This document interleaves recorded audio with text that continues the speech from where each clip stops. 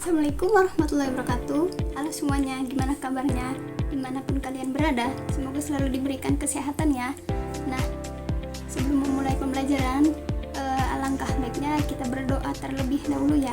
Berdoa dimulai.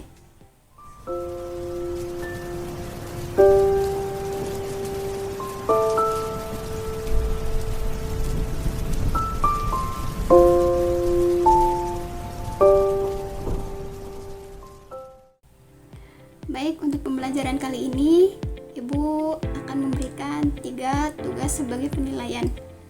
Nah, yang pertama tugas catatan. Yang kedua, tugas pilihan ganda melalui Google Form. Dan yang ketiga, tugas kelompok, yaitu membuat poster. Nah, sebelum mengerjakan tugas yang nanti Ibu bagikan, kalian simak dan rangkum. Ibu tulis dulu ya materi di video kali ini. Jangan lupa untuk siapkan terlebih dahulu buku dan alat tulisnya. Oke, pada video pembelajaran kali ini Ibu akan membahas mengenai profil pemerintah dalam pembangunan Indonesia pada masa Orde Lama. Dan jangan lupa isi Google Form ataupun kolom komentar di bawah video ini dengan nama, kelas, untuk bukti kehadiran dan keaktifan kalian nanti ya. Perlu kalian ketahui bahwa bangsa yang besar adalah bangsa yang tidak pernah lupa akan sejarahnya.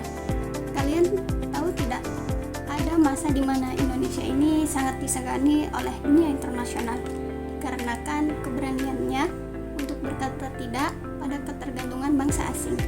Masa itu kita kenal dan kita sebut dengan nama Orde Lama. Nah, di video kali ini dan tema video kali ini juga kita akan membedah bagaimana visi pembangunan fisik dan mental bangsa ini bersatu dalam semangat berdikari pada masa itu. Kita akan melihat bagaimana fondasi negara ini dibangun dengan penuh dinamika dan air mata demi satu tujuan yang sama, yaitu agar kita bisa berdiri di atas kaki sendiri. Baik, apakah sudah siap untuk menjadi generasi yang melek sejarah? Yuk kita mulai pembahasannya. Nah, kita masuk ke pembahasan pertama ya. Apa sih masa Orde Lama itu? Masa dimana terjadi pada tahun 1945 sampai 1966. Merupakan sebuah harapan pertama yang muncul dalam sejarah kemerdekaan Indonesia yang di bawah kepemimpinan Presiden Soekarno pada masa itu. Nah, pada masa ini menjadi periode transisi yang sangat penting, di mana sebuah bangsa yang baru saja terlepas dari kolonialisme berupaya berdiri tegak sebagai negara yang berdaulat di tengah keterbatasan ekonomi pasca perang dan ketidakpastian dunia politik. Pemerintah saat itu memfokuskan seluruh energinya untuk meletakkan dasar-dasar kenegaraan agar Indonesia memiliki harga diri dan pengakuan di mata internasional. Nah, bisa dilihat bahwa pada masa Orde Lama itu Indonesia sedang berupaya keras menemukan jati dirinya setelah kolonialisme. Di bawah kepemimpinan Presiden Soekarno, pembangunan pada masa itu tidak hanya memaknai sebagai pembangunan fisik semata, melainkan sebuah upaya besar untuk membangun jiwa ataupun mentalitas bangsa atau yang dikenal istilah nation and character building. Nah, pada awal kemerdekaan ini juga profil pembangunan Indonesia difokuskan pada kedaulatan dan prioritas utama pemerintah dalam memastikan bahwa Indonesia dapat diakui secara internasional. Pembangunan secara non-fisik dilakukan melalui diplomasi, agresi, dan penguatan ideologi Pancasila sebagai pemersatu keberagaman yang hingga saat ini menjadi sebuah identitas dan landasan negara Indonesia. Dan pada periode ini juga Indonesia berhasil menyelenggarakan Konferensi Asia Afrika atau KAA di tahun 1955 di Bandung. Peristiwa ini menjadi bukti nyata pembangunan profil Indonesia di mata dunia. Pada pemerintahan selama Orde Lama juga sistem pemerintah bersifat dinamis. Indonesia mengalami beberapa kali perubahan sistem politik yang awalnya kita menggunakan sistem demokrasi liberal di mana kabinet sering diganti karena persaingan partai politik karena dianggap tidak stabil. Kemudian Presiden Soekarno menerapkan demokrasi terpimpin melalui dekret presiden pada 5 Juli 1959. Pada masa ini pemerintahan bersifat terpusat, yaitu fokus utama Presiden Soekarno adalah nation and character building tadi, yaitu membangun karakter bangsa. Tujuannya adalah untuk menyatukan masyarakat Indonesia yang beragam agar memiliki identitas nasional yang kuat sebagai satu bangsa. Memasuki pada era 1960-an, wajah pembangunan fisik Indonesia mulai berubah secara drastis. Melalui proyek-proyek mercusuar, Bung Karno meyakini bahwa Indonesia harus memiliki simbol-simbol kebesaran untuk menumbuhkan rasa percaya diri rakyatnya yang selama berabad-abad telah terjajah. Beberapa bangunan ikonik yang menjadi profil pembangunan pada masa itu antara lain yang pertama yaitu Gelora Bung Karno, dibangun untuk menyelenggarakan Asian Games keempat. Kompleks ini menjadi simbol modernitas olahraga Indonesia. Kemudian Monumen Nasional Monas sebagai pengingat akan api perjuangan bangsa kita, bangsa yang tidak kunjung padam perjuangannya. Kemudian Masjid Istiqlal, di mana proyek raksasa yang melambangkan rasa syukur atas kemerdekaan dan keberagaman Indonesia. Kemudian Hotel Indonesia dan Jembatan Semanggi menunjukkan bahwa arsitek dan tenaga kerja Indonesia mampu bersaing dengan standar internasional. Pembangunan pada masa Orde Lama ini memiliki ciri khas yang berbeda dengan periode setelahnya. Pemerintah menekankan pada kemandirian bangsa daripada sekadar pertumbuhan ekonomi.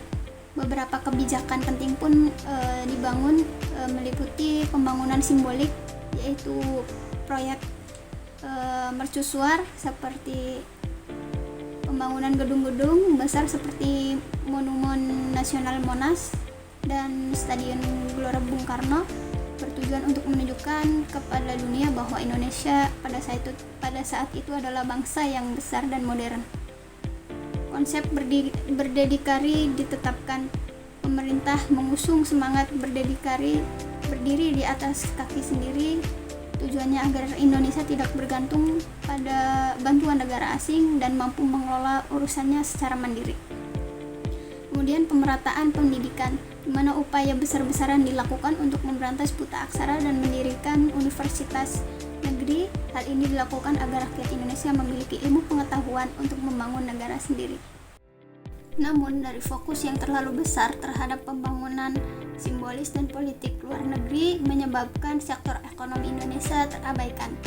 Inflasi dan ketidakstabilan harga kebutuhan pokok menjadi sisi buruk yang menyertai megahnya bangunan-bangunan beton di ibu kota pada saat itu.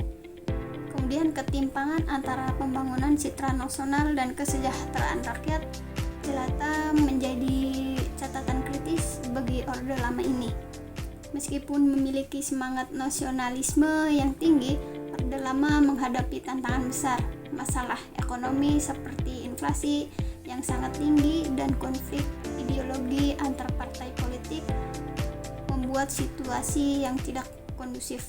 Ketegangan ini mencapai puncaknya pada peristiwa G30 SPKI yang mengakibatkan lemahnya kekuasaan Presiden Soekarno hingga akhirnya kepemimpinannya beralih melalui Supersmart. Nah, dapat dipahami bahwa masa Orde Lama ini adalah fase di mana Indonesia berhasil meletakkan dasar-dasar profil sebagai bangsa yang berdaulat, berani dan memiliki martabat di kancah global. Pembangunan pada masa itu adalah wujud dari keinginan leluhur kita untuk keluar dari bayangan-bayangan kemiskinan mental pasca penjajahan. Meskipun terdapat kekurangan pada sektor ekonomi, periode ini berhasil membangun fondasi kedaulatan dan rasa bangga sebagai warga negara Indonesia, di mana nilai-nilai kemandirian yang diletakkan pada masa ini tetap menjadi pelajaran penting bagi pembangunan bangsa di masa depan. Nilai-nilai kemandirian yang diletakkan pada masa ini tetap menjadi pelajaran penting bagi pembangunan bangsa di masa depan. Oke, mungkin sekian penjelasan mengenai profil pemerintah dan pembangunan Indonesia pada masa Orde Lama. Untuk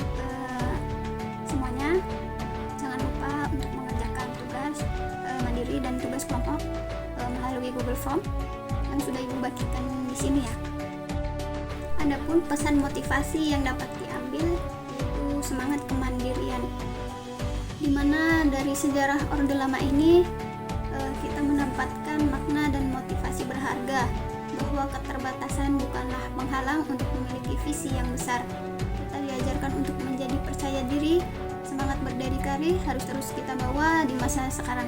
Mulailah dengan mandiri dalam belajar, mandiri dalam bekerja, dan berani memberikan kontribusi terbaik bagi kemajuan bangsa dengan berusaha menggapai cita-cita. Jika para pendiri bangsa kita membangun identitas negara dari nol, maka kita harus memiliki rasa tanggung jawab untuk menjaga dan memajukannya. Semangat kesatuan dan persatuan Indonesia pun sangat berarti bagi masa depan bangsa dan pertahanan kita juga. Oke, sekian. Jangan lupa untuk terus semangat belajar untuk menggapai cita-cita dan untuk menjaga nama baik bangsa. Sekian dari Ibu. Assalamualaikum warahmatullahi wabarakatuh.